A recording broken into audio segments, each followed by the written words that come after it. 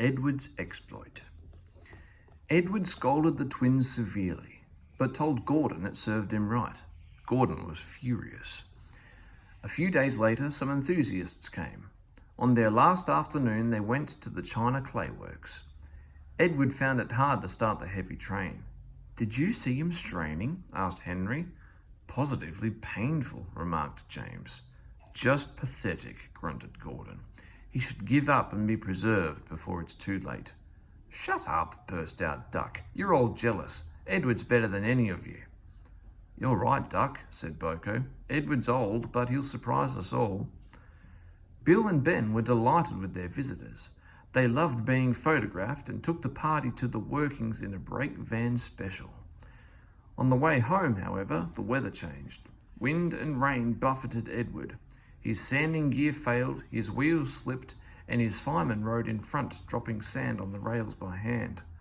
"Come on, come on, come on," panted Edward breathlessly. "This is dreadful." But there was worse to come. Before his driver could check them, his wheels slipped fiercely again and again. With a shrieking crack, something broke and battered his frame and splashes up and out of shape. The passengers gathered round while the crew inspected the damage. Repairs took some time. "One of your crank pins broke, Edward," said his driver at last. "We've taken your side rods off. Now you're a single, like an old-fashioned engine.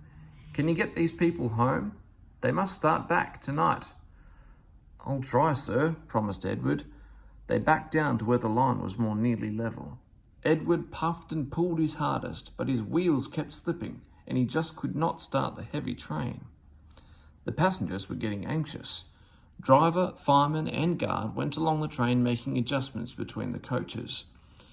"We've loosened the couplings, Edward," they said. "Now you can pick up your coaches one by one, just as you do with trucks." "That will be much easier," said Edward gratefully. So, with the fireman sanding carefully in front, the driver gently opened the regulator. "Come on," puffed Edward. He moved cautiously forward, ready to take the strain as his tender coupling tightened against the weight of the first coach. The first coach, moving, helped to start the second, and the second helped the third, and so on down the train. "I've done it! I've done it!" puffed Edward, his wheels spinning with excitement. "Steady, boy," warned his driver, skillfully checking the wheel slip. "Well done, boy. You've got them, you've got them." And he listened happily to Edward's steady beat as he forged slowly but surely up the hill. The passengers were thrilled. Most had their heads out of windows. They waved and shouted, cheering Edward on. The Fat Controller paced the platform. Henry, with the special train, awaited anxiously too. They heard a peep peep, then battered, weary but unbeaten, Edward steamed in. The Fat Controller stepped angrily forward. He pointed to the clock, but excited passengers swept him aside. They cheered Edward, his driver and fireman to the echo before rushing off to get into Henry's train. Henry steamed away to another storm of cheers, but not before everyone knew Edward's story. Edward went thankfully to the shed, while Duck and Boko saw to it that he was left in peace. Gordon and James remained respectfully silent. The Fat Controller asked Boko to look after Edward's line while he was being mended. Boko was pleased.